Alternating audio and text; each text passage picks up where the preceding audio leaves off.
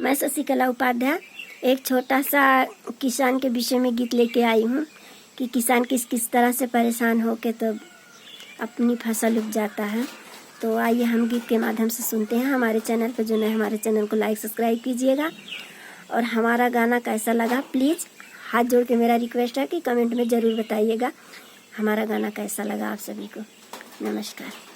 भादवा साड़ चाहे जेठ के घाम केहू बूझे नाही, भादवा साड़ चाहे जेठ के घाम केहू बूझे नाही, बरहो महीना नाही करे आराम केहू बूझे नाही, बरहो महीना नाही करे आराम केहू बूझे नाही।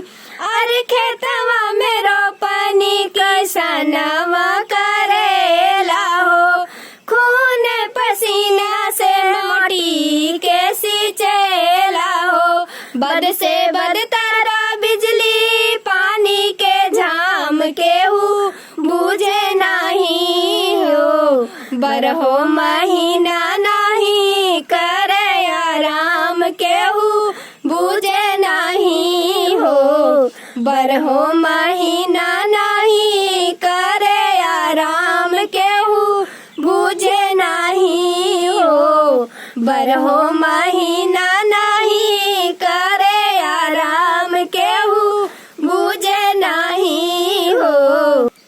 अरे घरवा दुआर छोड़ सिवाने में सुतेला हो, घरवा दुआर छोड़ सिवाने में सुतेला हो, सुती उठ जगेला हो, उठी सुत जगेला हो, रात भर जगेला फसल ना मिलेला, फसल के नहीं मिले उचित दाम केहू बूझे नहीं।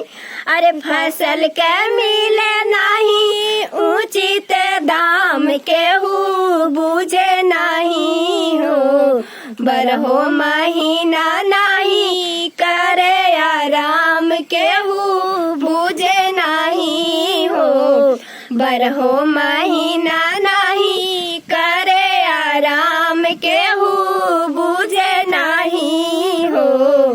मंत्री विधायक नेता डीलिंग मारेले हो, मंत्री विधायक नेता डीलिंग मारेले हो, कुर्सी पे बैठी के कुर्सी तोड़ेले हो, कुर्सी पे बैठी के कुर्सी तोड़ेले हो।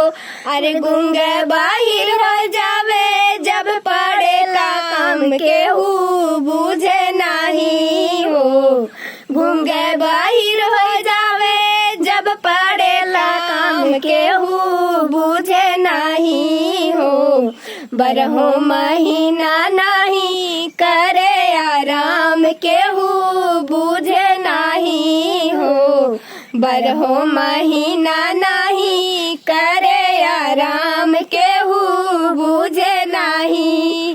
भादवा साड़ चाहे जेठ के घाम केहू बूझे नहीं हो, बरहो महीना नहीं करे आराम केहू बूझे नहीं हो, बरहो महीना नहीं करे आराम